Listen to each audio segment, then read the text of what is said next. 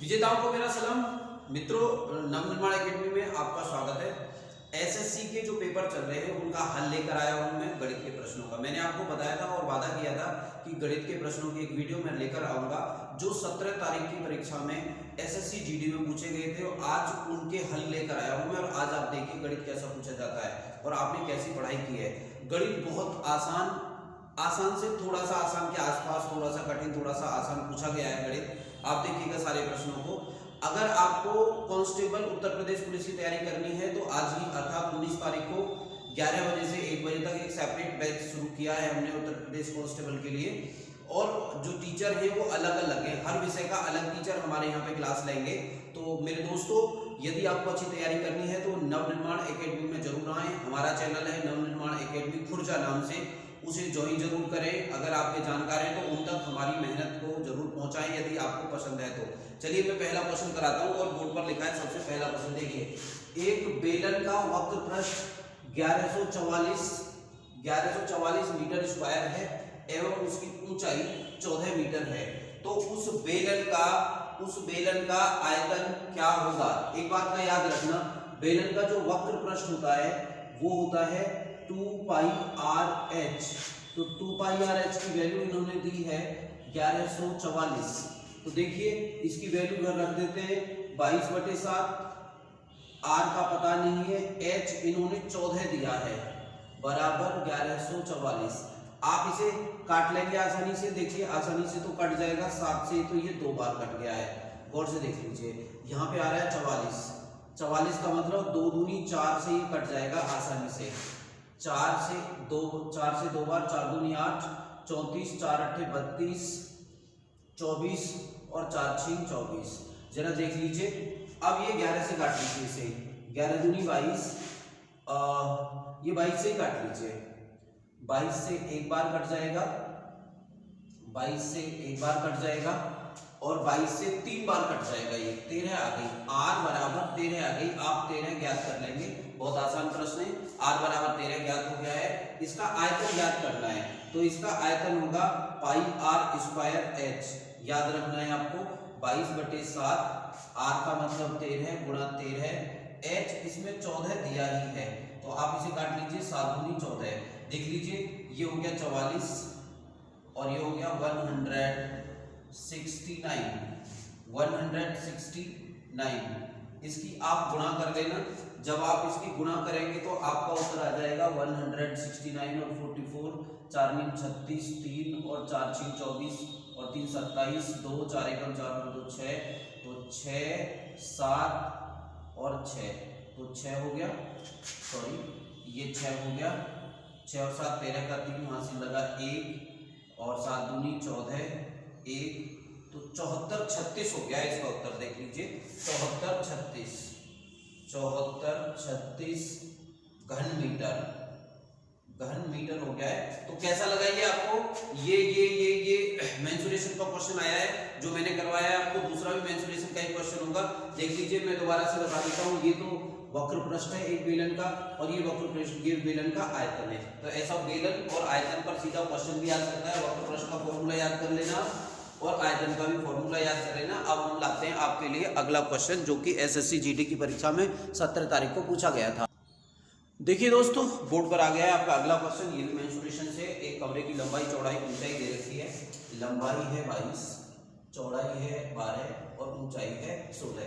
इसमें रखी जा सकने वाली सबसे लंबी छड़ की लंबाई बताइए। ये देख लीजिए, ये घनाभ की बात होगी, और छड़ की जो लंबाई होगी ना वो घनाभ के विकर्ण के बराबर होगी। और बेटा घन के विकर्ण का फॉर्मूला होता है लंबाई का वर्ग प्लस चौड़ाई का वर्ग प्लस ऊंचाई का वर्ग। आप याद रखना, विकर्ण की लंबाई के बराबर होता है। तो लंबाई का वर्ग तो हो गया 21 का वर्ग, चौड़ाई का वर्ग 12 का वर्ग और 16 का वर्ग। देख लीजिए, जब आप इसे देखेंगे तो 441 प्लस 144 प्लस 256। देख लीजिएगा, तो ये आएगा 841, 6 और 4 10 841।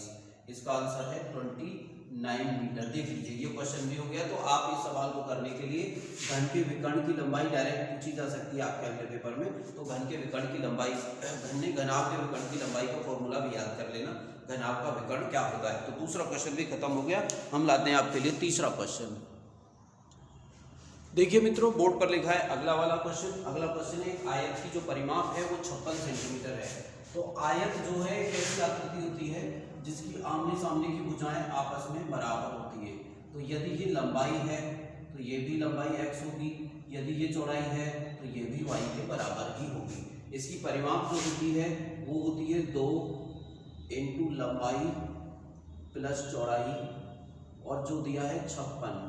देखिए इसमें लंबाई दे रखी है 15 सेंटीमीटर, तो 2 × 15 प्लस चौड़ाई बराबर 56।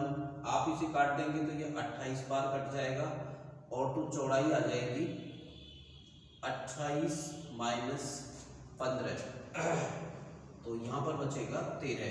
ये तो आ गई है इसकी चौड़ाई। तो लंबाई है 15 और इसकी चौड़ाई है 13। तो जरा गौर से देख लीजिए। अब इसका क्षेत्रफल पूछा है तो इसका क्षेत्रफल होता है लंबाई गुणा चौड़ाई। तो लंबाई गुणा चौड़ाई देखोगे तो लंबाई है 15 और चौड़ाई है 13। तो देखिए 15 सामने 130 और 15 × 45, 195 सेंटीमीटर स्क्वायर। ये इसका उत्तर है, 195 सेंटीमीटर स्क्वायर इसका उत्तर आएगा।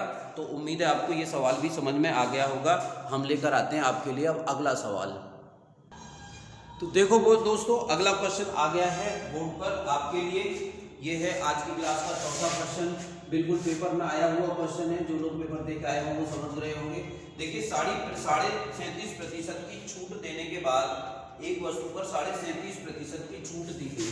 तो याद रखना है आपको, ये आना चाहिए 37.5% का मतलब होता है 3/8। इसका मतलब क्या है, 8 जो है ये अंकित मूल्य है, 8 जो है ये अंकित मूल्य है, क्योंकि जो छूट है वो अंकित मूल्य पर ही दी जाती है। और ये छूट है, ये छूट है।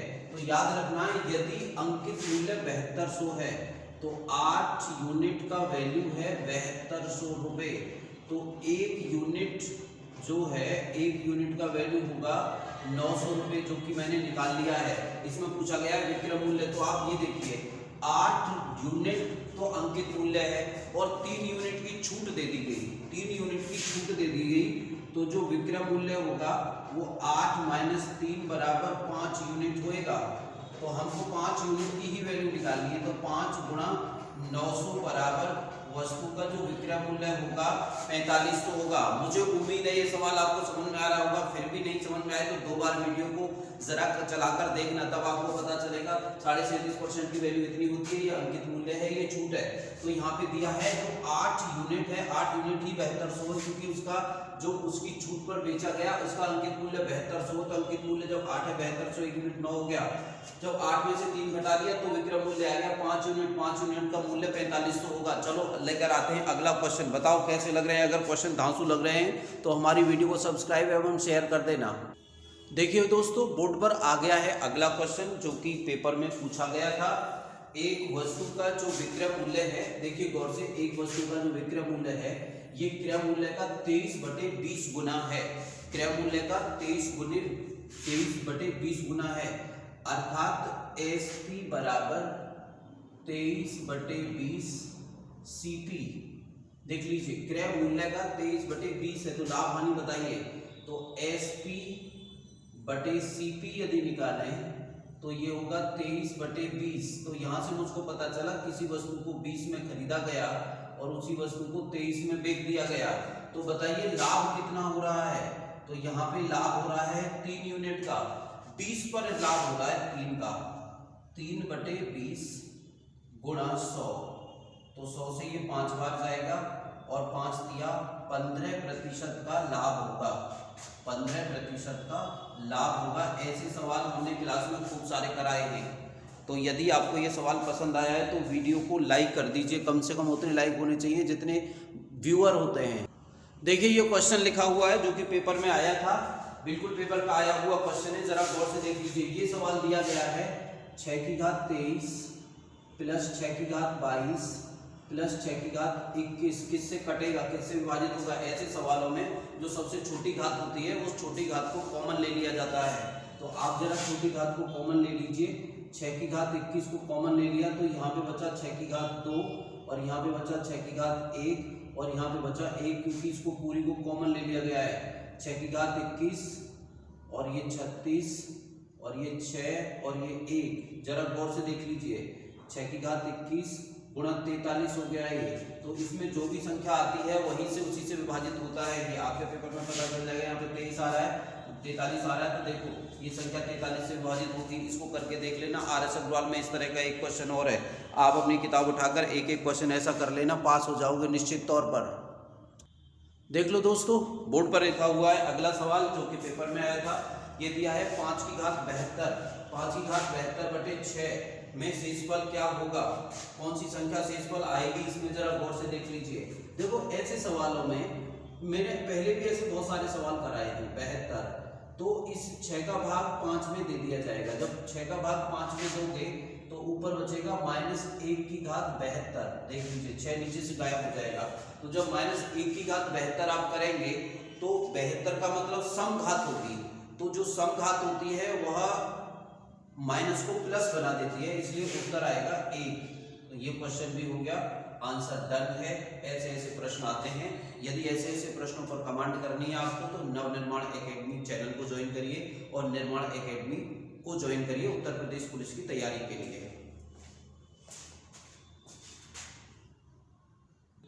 देखिए आपके सामने आ गया है आज की क्लास का 8वां क्वेश्चन। जरा गौर से देख लीजिए इस 8वें क्वेश्चन को। इसमें कहा गया है दो संख्याओं का में से 18 है, दो संख्याओं का में से 18 नहीं सॉरी 8 है, उनका एलसीएम क्या नहीं हो सकता। 24, 48, 56 और 60। आपको याद रखना, एक बात समझ लेना, में से एलसीएम हमेशा कटता है। मैं यहाँ पे लिख देता हूं एलसीएम HCF से हमेशा कटता है। तो आप जरा देख लीजिए, अगर 8 से 8 या 24 से कटता है तो ये उत्तर होगा 24 एलसीएम होगा। 8 और 8 से 48 ये भी होगा, 8 7 56 ये भी होगा, लेकिन ये नहीं होगा। कौन सा नहीं हो सकता, तो इसका उत्तर 60 होगा। देख लीजिए ऐसे ऐसे क्वेश्चन आए पेपर में, आप अच्छी तरह तैयारी करेंगे तो बहुत अच्छे नंबर आएंगे आपके। देखिए आपकी बोर्ड पर आ गया है 9वां क्वेश्चन। ये लाभ हानि का क्वेश्चन है। ऐसे सवाल आपने अक्सर देखे होंगे, हमने तो खूब कराए हैं। 80 बोतल बेचने पर, अर्थात एक व्यक्ति ने 80 बोतलें बेची, 80 बोतलें बेची, 80 का एसपी 80 बोतलें बेची। लाभ तभी होगा जब 80 सीपी, लाभ जो एसपी है वो सीपी से ज्यादा होगा। विक्रय मूल्य जो है वो क्रय मूल्य से जब ज्यादा होगा, लाभ तभी हो सकता है। तो बेची तो उसे जो लाभ हुआ वह 10 बोतलों के क्रय मूल्य के बराबर होगा। देखिए ऐसे होगा ये सवाल, 10 बोतलों का क्रय मूल्य बराबर लाभ माइनस विक्रय मूल्य माइनस क्रय मूल्य। तो ये इधर आ जाएगी संख्या। तो देखिए इधर आने के बाद ये हो जाएगी 90 सीपी बराबर 80 एसपी। अब इसको सीपी और एसपी को एक तरफ ले लिया जाएगा। एसपी और सीपी बराबर 80/90। देख ले आप, 8/9 हो गया। 8/9 का मतलब इनको 8 रुपए में खरीदा एक वस्तु को और 9 रुपए में बेच दिया। तो ऐसा हमको मालूम चल रहा है कि 1 रुपए का फायदा हो रहा है, 1 रुपए का लाभ हो रहा है। 1 रुपए का जो लाभ है वो कहां पर हो रहा है, 1 रुपए का लाभ हो रहा है 8 क्रय मूल्य पर। तो 1/8 बन गया है। 1/8 की भिन्न होती है 8.5% लाभ हो रहा है जी, और यही उत्तर है आपका। देखो कितना प्यारा क्वेश्चन है। ऐसे प्रश्न तो खूब आते हैं पेपरों में, याद रखना है आपको, एकदम बहुत जल्दी के साथ सवाल हो जाएगा। देखिए आज की क्लास का आ गया है आपके सामने 10वां क्वेश्चन। ये 10वां क्वेश्चन ये कहता है कि एक वस्तु को जब 60 रुपए में बेचा जाता है तो उस पर हानि होती है, और जब 80 रुपए में बेचा जाता है तो उस पर लाभ होता है। लेकिन 60 रुपए में बेची गई जो हानि है 80 रुपए में जो बेचने पर जो लाभ हुआ है उसके बराबर है। मतलब 60 रुपए में बेचने पर जितनी हानि हुई 80 रुपए में बेचने पर उतना ही लाभ हुआ। याद रखना, जितनी हानि उतना लाभ को जब आपको कभी भी निकालना हो तो हमेशा आप क्रय मूल्य इस तरीके से निकालेंगे 60 प्लस 80/2, देख लीजिएगा गौर से, तो ये हो गया है 140/2 बराबर 70 रुपए इसका क्रय मूल्य है। अब जब जरा समझ लीजिए 70 रुपए इसका सीपी है, कॉस्ट प्राइस। तो एक बार 80 में बेचा गया, एक बार 60 में बेचा गया, तो देखें आप यहाँ पर बेचने पर तो 10 की हानि हुई और यहाँ पर बेचने पर 10 का लाभ होता है। तो वही सवाल हो गया ना, तो 10 की हानि होती है या 10 का लाभ होता है। तो लाभ हानि परसेंट ज्ञात कर दीजिए, 10/70, 10/70 गुणा 100। जब आप इसे निकालेंगे तो इससे ये कट जाएगा, तो 100/70, 14 सत्ते 98, तो इसका मतलब होगा 14 सही 2/7% लाभ होगा या 14 सही 2/7% हानि होगी। ये बहुत इंपॉर्टेंट सवाल है, ऐसे सवाल कम मिलते हैं किताबों में, आप देख लेना इसे। अब जरा देख लीजिए बोर्ड की तरफ, एक क्वेश्चन आ गया है अनुपात समानुपात का। ये कह रहा है 3, 8, 12 का चतुर्थानुपाती क्या होगा। तो याद रखना है तृतीयानुपाती, द्वितीयानुपाती और चतुर्थानुपाती, आप घर पे जाके देख लेना। चतुर्थानुपाती ज्ञात करवा देता हूं मैं, 3:8 समानुपात 12, चौथा अनुपाती ज्ञात करना है x। इनकी वैल्यू आपस में बराबर होती है, तो मैं इसे बता देता हूं 3x बराबर 8 गुणा 12, 3 से मैं इसे काट दूंगा 4 बार, तो x की वैल्यू आ जाएगी 8 गुणा 4, अर्थात इसका मान है 32। आंसर हो गया। बहुत ही इंपॉर्टेंट क्वेश्चन है, बहुत ज्यादा पेपरों में अक्सर पूछे जाते हैं ऐसे क्वेश्चन। आप इसके नोट्स बना लेना, देख लेना, ऐसे एक एक सवाल जो मैं करा रहा हूँ ऐसा एक एक सवाल घर पे और कर लेना अपनी किताब में से ढूंढ के। आपके नंबर डेफिनेटली बहुत अच्छे आएंगे और अगले पेपरों में बताना कैसे नंबर फंसे। अब जरा आप बोर्ड पर देख लीजिए, ये सवाल आया है संख्याओं वाले चैप्टर से। 2 अंकों की एक संख्या है, एक संख्या के अंकों का योग 10 है। अंकों को यदि उलटकर बनाई गई संख्या वास्तविक संख्या से 18 कम है, अर्थात जब उलटकर बनाते हैं किसी संख्या को, इसके अंकों को पलट देते हैं, इकाई के स्थान पर दाई का, दाई के स्थान पर इकाई का, तो उनका जो अंतर है उनका जो अंतर है 18 आ जाता है। 18 छोटी बन जाती है, तो वास्तविक संख्या क्या है जरा देख लीजिए। एक संख्या तो है 64, एक दिया गया है 46, एक दिया गया है 28, एक दिया गया है 82। इनको उलटकर संख्या बनाते हैं, तो बन गई 48 और बन गई 64 और बन गई 82 और बन गई 28। तो जरा गौर से देखो, इसके 4 और 6 10 है इसके अंकों का योग, 4 और 6 10 है इसके अंकों का योग, 2 और 8 10 है और 8 और 2 10 है, तो ये तो सब ठीक है। लेकिन 64 को जब पलटकर बनाया गया है, जब 64 को पलटकर बनाया गया है 46 बनेगी 46, तो 64 को बनाया गया है तो कितना अंतर आ गया देखो, इसी में अंतर 18 आ गया है। ये कहा गया है कि जब पलटकर बनाई जाती है कोई संख्या,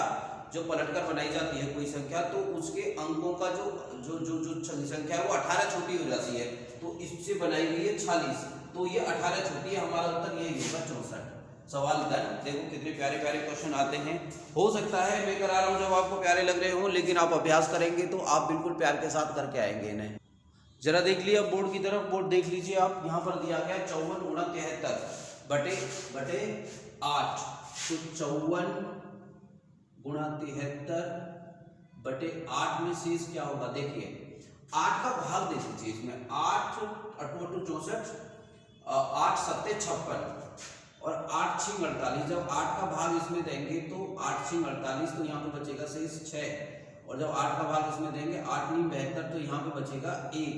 तो गौर से देख लीजिए, ये उत्तर होगा 6 गुणा 1 बटे 8, उत्तर होगा 6/8। देख लीजिए, तो उत्तर कितना आ रहा है भाई, 6 आ रहा है, यही शेषफल होगा। तो देखो कितना प्यारा सवाल है। इस तरीके के 2-4 सवाल अपनी कॉपी में से या किताब में से ढूंढ के और कर लेना, आपका अभ्यास हो जाएगा। देखो दोस्तों, बोर्ड पर आ गया है 14वां सवाल। ये भी अनुपात समानुपात का सवाल है, बहुत आसानी से और बहुत शीघ्रता से ये सवाल हो जाएगा। जरा देख लीजिए, 3 संख्याओं का अनुपात 3 4 5 है, तो पहली संख्या तो 3x होगी, दूसरी संख्या 4x होगी, तीसरी संख्या 5x होगी, और इनके वर्गों का योग 1290 है।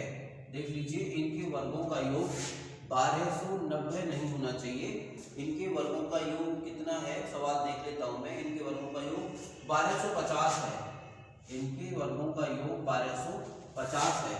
तो इसका वर्ग करें आप, इसका वर्ग करें आप और इसका वर्ग करें तो 9x की घात 2 प्लस 16x की घात 2 प्लस 25x की घात 2 बराबर 1250 हो गया है। तो देख लीजिए 16 और 9 25, 25 और 25 50, तो हमको मिला 50x² बराबर 1290। इससे ये कट गया, 1250 है, ये 1250 है तो इससे ये कट गया। x बराबर 25 आया जी, x बराबर 25 आया, x² बराबर 25 आया तो x बराबर 5 आया है, ये याद रखना है, x बराबर 5 आया है। तो संख्याएं कितनी है देखो, 5 और 4 9, 9 और 3 12, ठीक है। तो 12x है संख्याएं, 12x का मतलब होगा 12 गुणा 5 बराबर इनका योग 60 है। मैंने क्या किया है, इनकी यूनिट 5 और 4 9, 4 9 9 3 12 यूनिट हो गया। तो 12x की वैल्यू 12 गुणा 5, क्योंकि x की वैल्यू 5 आ गई है, इसलिए इन संख्याओं का योग 60 होगा। और ये सवाल भी खत्म हो गया है। देखो कितने प्यारे प्यारे सवाल आपकी परीक्षा में आते हैं, आप ऐसे सवालों का ही सामना कर। देखिए जरा बोर्ड पर आ गया है बहुत ही प्यारा सवाल। ये प्यारा सवाल कैसे है, इसमें ऊपर सवाल में पूछा गया है कि बताइए इस डायग्राम को देखकर बताइए कि फुटकर पर जो खर्चा है वो भोजन पर खर्च का कितना प्रतिशत है। देखो भोजन पर 30% खर्चा होता है और फुटकर पर 10% खर्चा होता है। तो यही क्वेश्चन हमको पूछा है, बाकी खर्चे दिए हैं किराया, अन्य, गाड़ी, कपड़ा। तो हमको तुलना की गई है भोजन वाले खर्च से, तो भोजन पर खर्चा कितना है 30 और फुटकर पर खर्चा कितना है 10 गुणा 100। देख लीजिए गौर से, ये सवाल हो गया है यहाँ पर, और सवाल जो हुआ है तो 100/3 हो गया है, अर्थात 33 सही 1/3% इसका उत्तर होगा। ऐसे ऐसे प्यारे प्यारे और बेहतरीन वाले सवाल आपके पेपरों में पूछे जाते रहे हैं और पूछे जा रहे हैं। देखिए बेटा बोर्ड पर 16वां क्वेश्चन आ गया है और ये जो क्वेश्चन है ये काम और समय का क्वेश्चन है। जरा गौर से देख लीजिए, इस सवाल का मतलब है ए और बी यदि काम करें तो 10 दिन में खत्म हो जाएगा, बी और सी यदि काम करें तो 12 दिन में खत्म हो जाएगा, सी और ए काम करें तो 15 दिन में खत्म हो जाएगा। ये तीनों मिलकर यदि काम करते हैं तो काम कितने दिन में खत्म होगा। देख लीजिए ऐसे सवालों को करने के लिए सबसे पहले इनका एलसीएम लिया जाता है। एलसीएम हो गया इसका 60, तो 12 10 6 60 और 12 5 60 और 15 चौका 60, ये इनकी क्षमता हो गई है। गौर से देख लीजिए इनकी क्षमता हो गई है। एबीसी का ही तो निकालना है, तो देखो यहां से अगर इसे जोड़ेंगे 2a तो ये हो जाएगा a प्लस बी प्लस सी। देख लीजिए गौर से, इनकी जो 2a b भी 2 बार है यहाँ पर और c भी 2 बार है, तो मैंने लिख दिया 2a 2b 2a b c। तो इनकी जो क्षमता है वो है 6 और 5 11 और 4 15, इनकी क्षमता है 15। तो अकेले ए बी सी की क्षमता कितनी होगी, अकेले ए बी सी की क्षमता होगी 15/2, याद रखना है। तो ए बी सी को मिलकर तीनों को जो काम करना है वो 60 काम करना है। कितना काम करना है 60, तो 60/15/2 कर लीजिए आप, तो उत्तर होगा 60 गुणा 2/15 और 15 चौके 60 बराबर 8 दिन में ये तीनों मिलकर काम को कर लेंगे। 8 दिन में इन तीनों को मिलकर काम करने में केवल 8 दिन का समय लगेगा। याद रखना है आपको, याद रखना है a प्लस बी प्लस सी तीनों की जो क्षमता आ रही है वो 7.5 दिन आ रही है, यहाँ से 7.5 दिन आ रही है, 7.5 आ रही है ए बी सी की क्षमता। यदि यहाँ पे सवाल ऐसा भी पूछा जा सकता है अगले पेपर में कि अकेला ए कितने दिन में कर लेगा, तो देखिए अकेला ए की ज्ञात करना है ना, तो बी और सी का घटाना होगा, बी और सी का घटाना होगा, ए बी सी नहीं। चलिए आगे बढ़ते हैं, यहाँ से अगला सवाल करते हैं हम लोग। यहाँ से अब हम लोग करेंगे अगला सवाल। जरा बोर्ड पर देखिए कितना बेहतरीन सवाल लेकर आए हैं हम आपके लिए इस परीक्षा के लिए, जरा गौर से देख लीजिए। ये कहा गया है कि इसको हल करके बताओ। देखो जरा पहले इसको हल कर लेते हैं, इसको 2 - 9/7 को जब आप हल करेंगे 7 दूनी 14 - 9/7, इसका मतलब कितना होगा 5/7। इसकी वैल्यू आ गई है, देख लो जरा गौर से, इसकी वैल्यू आ गई है 5/7। तो मैंने इसके स्थान पे रख दिया है 5/7। नियम ये कहता है 7 को ऊपर ले जाओ, तो मैंने 7 को ऊपर रख दिया। देख लीजिए ये हो गया है। अब तो अब मुझको निकालना है 3 + 7/5 की वैल्यू। 5 दिया 15 और 7 22/5 हो गया। देख लीजिएगा गौर से। तो मैं यहाँ पे 22/5 रख देता हूँ इसकी जगह 22/5। और नियम ये कहता है कि 5 ऊपर चला जाएगा, तो उत्तर आ जाएगा 5/22 + 17/22। उत्तर हो जाएगा 22/22 बराबर 1 उत्तर आएगा। देख लेना मैंने थोड़ा जल्दी से कर दिया है, आप इसको जैसे जैसे मैंने बताया ऐसे ऐसे स्टेप बाय स्टेप कर लेना सवाल को। अगले सवाल की तरफ बढ़ जाते हैं शीघ्रता के साथ। अब देखिए ये 18वां क्वेश्चन आ गया है और ये आज की क्लास का सेकंड लास्ट क्वेश्चन है। मैं इसे करा देता हूँ। 4 अंकों की सबसे छोटी संख्या बताओ जो 2, 3, 4, 6 से घटे। तो देखिए 2, 3, 4, 6 ऐसे सवालों में इसका एलसीएम ज्ञात कर लेते हैं। इसका एलसीएम होगा देखो 12। और ऐसे सवालों में 4 अंकों की सबसे छोटी संख्या लेकर आओ। 4 अंकों की सबसे छोटी संख्या होगी 1, 2, 3, 1000 होगी। इसमें 12 का भाग दे डालें आप। 12 8 96, 12 8 96 कितना बचा यहाँ से बच रहा है जी 4 और 40 और ले लिया हमने। 12 तिया 36 और 12 तिया 36 तो कम हो जाएगा, तो 12 तिया 36 देख लीजिए। 12 तिया 36 कितना बच रहा है यहाँ पे बच रहा है 4। और इन दोनों का अंतर जो होगा वो होगा 8। तो हमारा उत्तर होगा 1, 2, 3 + 8 बराबर आंसर होगा 1008। जरा गौर से देख लीजिए 1008 सबसे छोटी संख्या होगी जो इन चारों से कट सकती है। ये सवालों को करने का मेथड है, अन्य कोई मेथड भी हो सकता है, आपको जो जचे वो कर लेना। अब हम लेकर आए अंतिम सवाल। देखो दोस्तों बहुत ही बेहतरीन सवाल पूछा गया है। ऐसा सवाल गणित में कम ही मिलता है। ये सवाल दिया गया है 137 × 137 + 133 × 133 + 18231। ये सवाल पूछा गया है आपके पेपर में। नीचे है 137।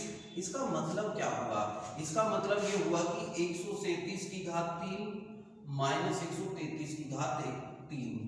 यहाँ पर है 137 की घात 2 + 133 की घात 2 और प्लस ये होगा 137 × 133। ये कैसे पता चला? 3 और 7 की गुणा करेंगे तो 21 आएगा। 21 में इकाई का स्थान है। याद रखना ऐसा सवाल यदि a की घात 3 - b की घात 3 नीचे है तो इनका अंतर आ जाएगा। ऊपर तो 1 होगा और नीचे होगा 137 - 133, तो उत्तर हो जाएगा 1/4। देखो कितनी आसानी से ये सवाल हो गया है। आप कल्पना भी नहीं कर सकते कि सवाल इतनी आसानी से हो जाएगा, क्योंकि जनरली ऐसे सोचा नहीं जाता है। उत्तर आ गया है 104। उत्तर आ गया है साफ तौर पर 104। यहाँ से शायद थोड़ा सा कट रहा है, मैं इस सवाल को यहीं पे कर देता हूँ। यहाँ पे देखिए ये होगा 137। ये सवाल कितना हो जाएगा? 1/137 - 133। इसका मतलब हो जाएगा 1/4। यदि ये ऊपर रहा होता और ये नीचे रहा होता तो उत्तर होता 4/1। याद रखना ऐसा आर्यस अग्रवाल के पहले चैप्टर में कई सवाल दे रखे हैं, तो ये सवाल भी हो गया। और मैं देखता हूँ शायद कोई और सवाल हो तो वो मैं शामिल कर लेता हूँ। यदि कोई सवाल नहीं है तो क्लास करते हैं बंद। देख लीजिए बोर्ड पर प्रतिशत का क्वेश्चन आ गया है। एक संख्या का 12.5%। एक संख्या का 12.5% का मतलब होगा बेटा 1/8। इसका मतलब क्या कहा गया है? ये तो मूल संख्या है। ये मूल संख्या है। मूल संख्या ये वह संख्या है जिसे जोड़ा गया है। तो 8 में यदि 1 जोड़ दें तो यह 81 हो जाती है।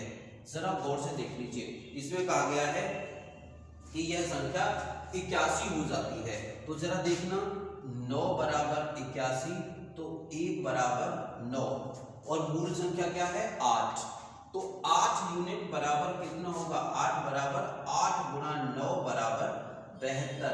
ये संख्या भी प्राप्त होगी। तो मित्रों आज मैंने आपको करा दिए हैं 20 सवाल। ये सवाल ही मुझे मिले थे, कुछ सवाल छोड़ दिए जो कि ऐसे सवाल थे जो मैच खा रहे थे, एक दूसरे ही मेथड से हो सकते थे।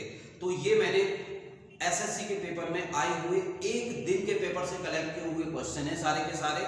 उम्मीद है आपको पसंद आया होगा। निर्माण एकेडमी एवं नव निर्माण एकेडमी को मत भूलना। आने वाले बैचेस के लिए, आने वाली क्लासेस के लिए हमें अवश्य ज्वाइन करें। हम देंगे आपको सफलता। हिंदुस्तान जिंदाबाद।